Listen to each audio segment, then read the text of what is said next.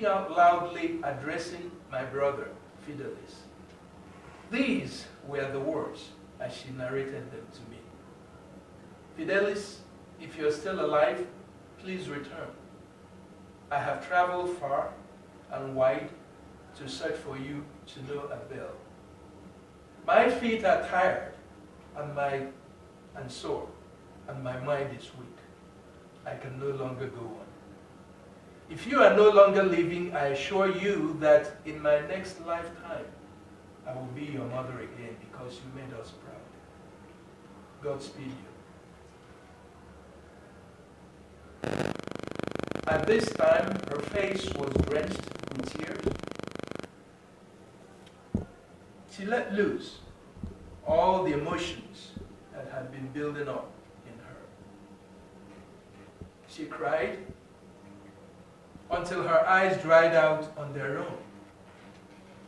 As she was washing off her face, she heard the swishing sound of a fishing boat nearby.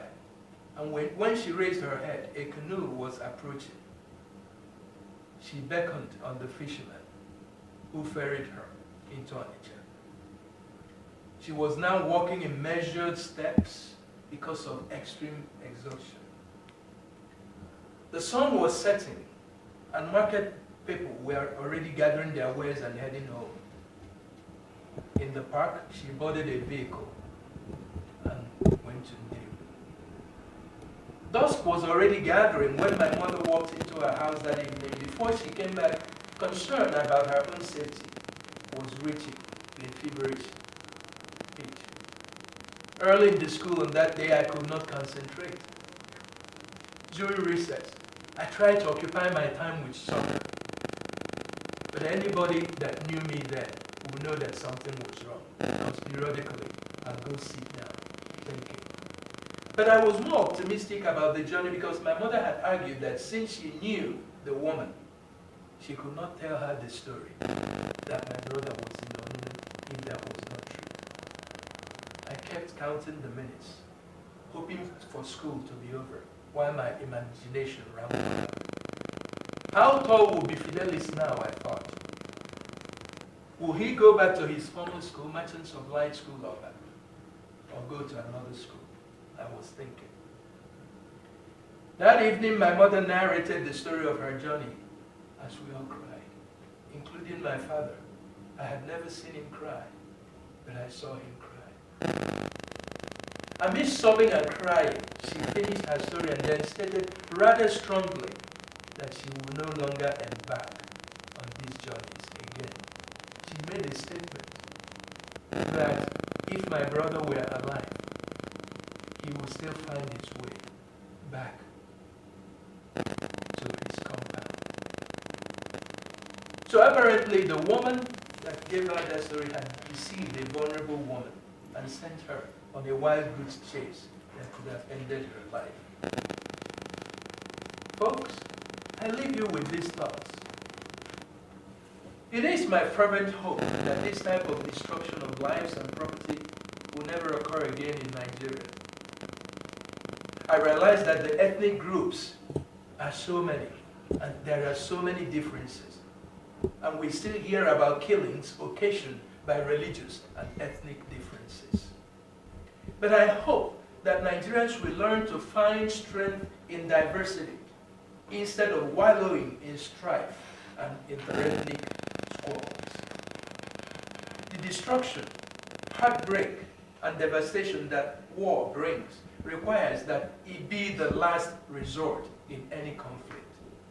No matter how noble a war is, lives will be lost. Family hopes and dreams will be shattered. Ours was shattered with the loss of my brother, my grandfather, my uncle, and relatives. Believe it or not, so many years have passed, but I still think about them. Especially my brother, I looked up to him. He was so brave.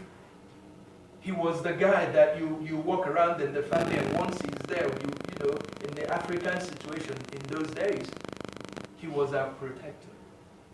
I still think about what he may have become in life if he were not mowed down senselessly in a senseless war. In Biafra, there was a woman who lost 3 sons to the war. She never recovered until her untimely death, years later, apparently from heartbreak. There were those that lost 2 sons. Others lost their only son. Little children died in their mother's hands from malnutrition. Some women were too malnourished, believe it or not, to even produce enough breast milk to feed their little children. I wrote this book not to apportion blame or in condemnation. I'm not condemning anyone. But I wanted to keep the searchlight on what happened from 1967 to 1970 in Nigeria and hopefully help ensure that it never happens again. I wrote this book to ensure that the children that senselessly lost their young and innocent lives, people like my second grade classmate, Augustine, that they are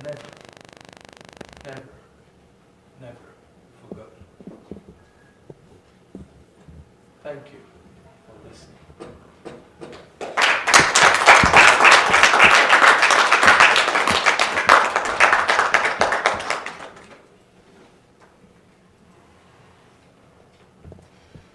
And what you see on the screen is my mother, or was my mother. There, I was hugging her during the signing of this book when the book was originally published. She made it a point of duty to come to Pennsylvania, and there she spoke, talked about the heartbreak, what she went through. And as they say, what doesn't kill you makes you stronger. I think she's a typical woman that went through that. Because throughout her nursing career, from Lagos to various places that she practiced nursing, and then came down to Nnewi, we established a maternity home. She delivered more than 40,000 children in Nnewi. And her name has been etched in stone, and we never forgotten. She passed away 5 years ago, but she did that knowing that she had given her best in spite of the obstacles that wanted to torpedo her life. So thank you very much. We wanted to open it up to questions. Sure.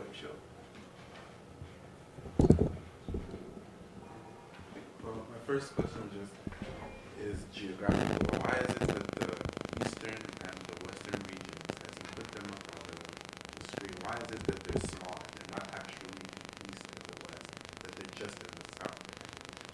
Well, I think it was because of population. In the northern region, the houses were much more in population.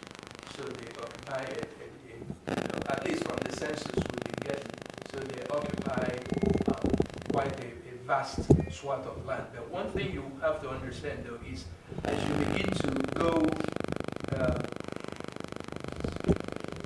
begin to go further north, there is this issue about desertification. So there are many places in the north where people, even though it's a swath, a big swath of land, people don't actually inhabit. The Sahara Desert encroaching, so all you have are dry desert and so on and so forth.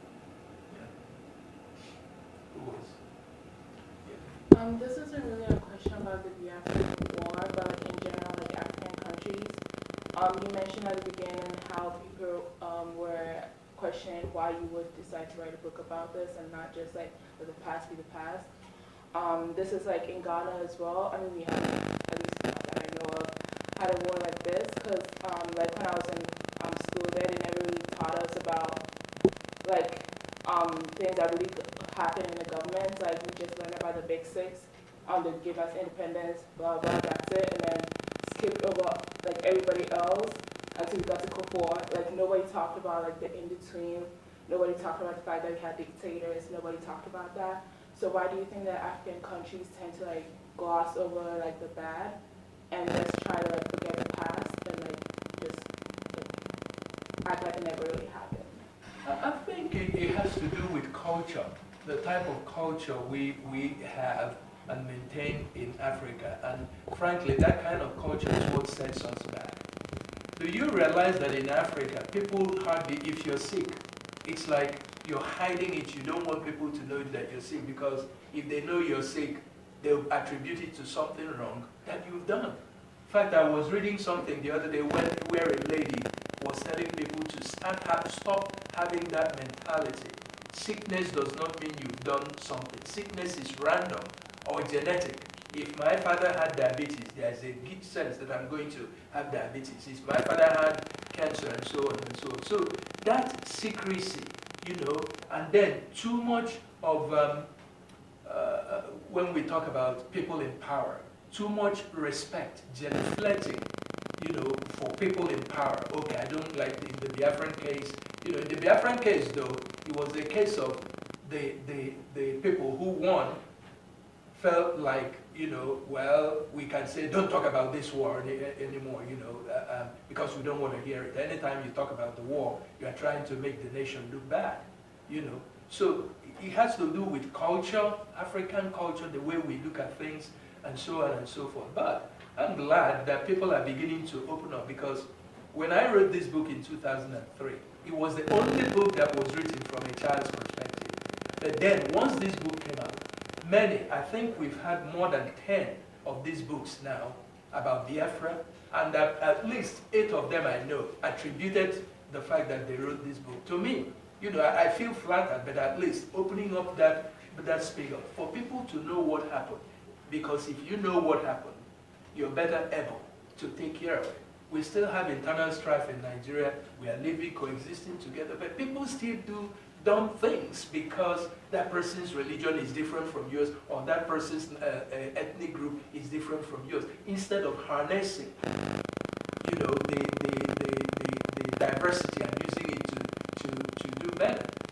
So I think it's just a case of culture, hiding things. Let's not talk about it. If you talk about it, you're a bad person, and so on and so forth. But I think, people your age are changing that. Is there somebody else? Yes. The question was, due to the effects of the Biafra War, what was the aftermath? Have you seen any staying in the political aspect, or culturally, or financially? Like, how's the effects of the Biafra War led into other aspects of Nigerian social life or culture? Yeah, what happened was General Gowon, who I would say, as much as he led the war on the Nigerian side, when the war ended, he said something about there was no victor and there was no vanquished. So what he did was to create the impression of the fact that, Biafrans were going to be reintegrated into the fold. But then they made a mammoth mistake, because if you say I'm going to be integrated into the fold, every Biafran that had, I don't care what you had before the war, if you had a home, had cars and things like that, every Biafran was handed 20 pounds. I don't know how to convert it now, 20 pounds to survive. So most Biafrans that are now doing well and enormously well and so on, sprang up from that, using that 20 naira or 20 pounds to build up also. What that did, though, was create another level of tension, because Biafrans began to feel like, well, Gowon may have said no victor, no vanquished, but if he said no victor, no vanquished, why didn't he give the Biafrans the money that was due to them that were in the banks and so on? Even, we had places where buildings that Biafrans left when they were running back to Biafran enclave in other places were seized, and they called it abandoned properties and so on and so forth. So what the whole war, what is as it created, because of course, the victor, reaps the fruits of any war in most cases. So Nigerians, frankly, reaped it, because most of the soldiers, starting from 1970 to even today, we've never had a single president of Igbo or Eastern extraction.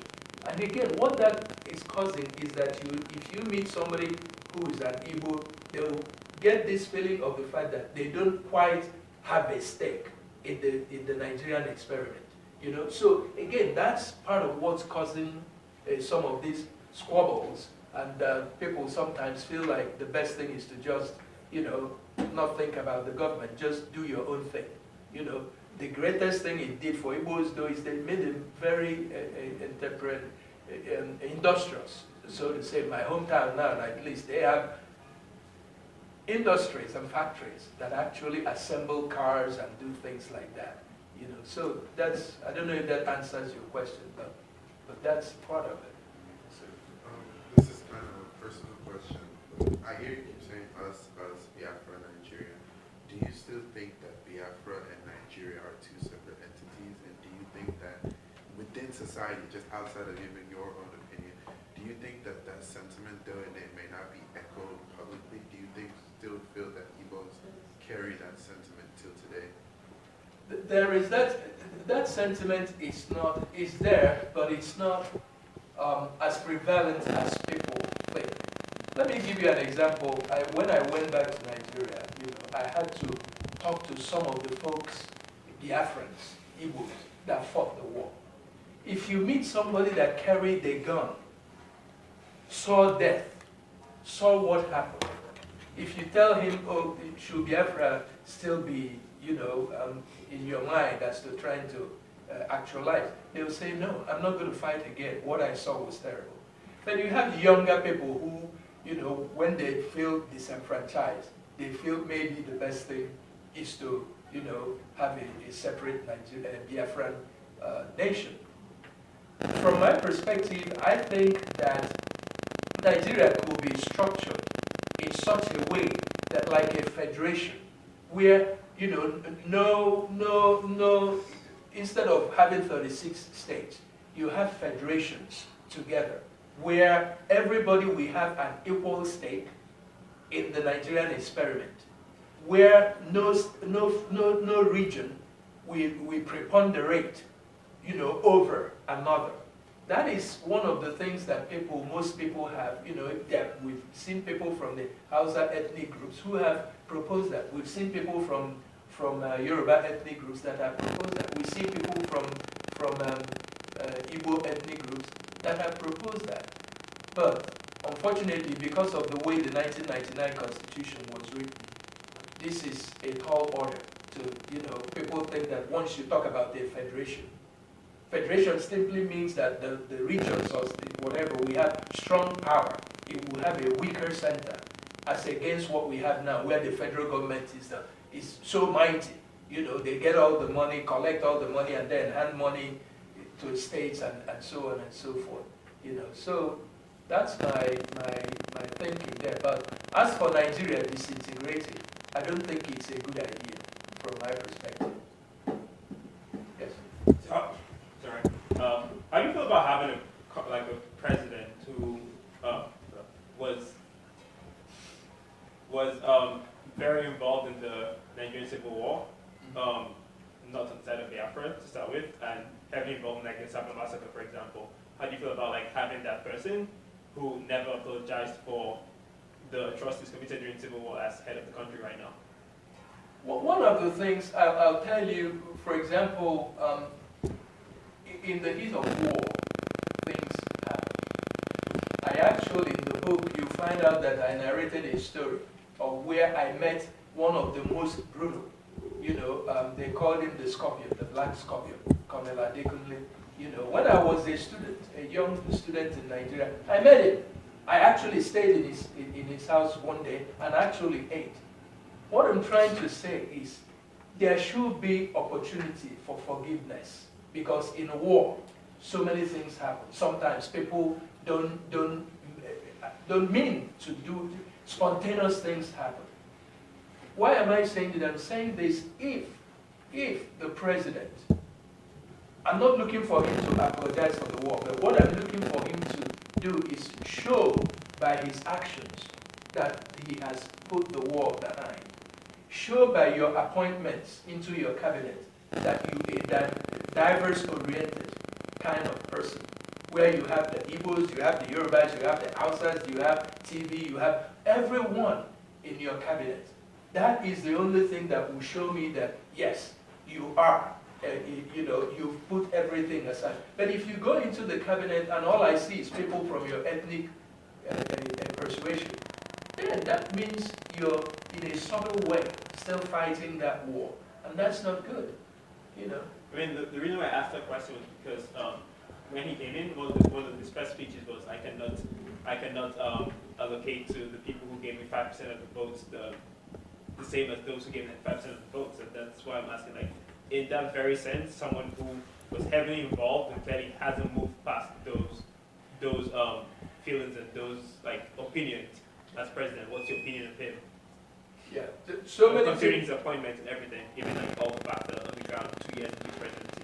Yeah, so many of us were displeased by that statement, but then the impression we got later was that he didn't mean it that way. You know, in politics, people can say something and say they didn't mean it that way. But right there and then, that's one of the reasons it has been difficult for him to actually, you know, bring the other people to the table, people who did not vote for him. Because if you go there right now, you see that there is a strong dichotomy. People who didn't vote for him, every move that he makes that is not good or, you know, can even be forgiven, you still see people, you know, going after him and so on and so forth. He didn't start out well, you know, and Nigeria is not doing that well at this point in time. So, any other cases? So what was the, I guess, recovery period like? So after the aftermath of the war, how long did it take in order to kind of get to a similar state before fighting started? It took quite, I can't put in a number of figures on that, but it took several people recovered at their pace. There were some people that left the Igbo enclave and right away, you know, went to maybe a place like Lagos and suddenly started doing well. Some people stayed back in the Igbo heartland and so on and so forth. Some of those, it took a while for them to, you know, to get to where they did. So it took a while. After 1970, 1970 and 1971 was a period of mourning. There were so many, you know, funerals. My brother's funeral was even had in 1974. You know, so that tells you how far. You know, so it was mainly, you know, funerals. People started doing things just to exist and so on and so forth. It used to be, I tell them that I remember them when I got into high school in 1973. The guys that were in my school were, although you guys now grow very fast, but in my school in those days, you know, if you're in high school and you had beards, you know, people would look at you and haven't grown too fast or whatever. You know, so a lot of people stayed around, stayed back, tried to find their footing and so on and so forth. So it really took a while. But before long, you know, we started having transportation moguls. Like we had a guy, a man, a Canadian transport system. We had all kinds of businesses sprouting. Like in my town, you know, people began to import car parts and selling them and doing well. You know, suddenly things started changing and so on. But I really can't say this is when it ended. You know, it was a case of people kind of did their thing at their own time. For example, my mother, during the war, she had a maternity. It was just an old building, one small building. But in 1972, you know, she had done well enough that she was able to build a new maternity home, you know, a brand new one, and started admitting patients right there, and so on and so forth. So I really can't give a set time frame for that. Yeah. People did those things at their own time.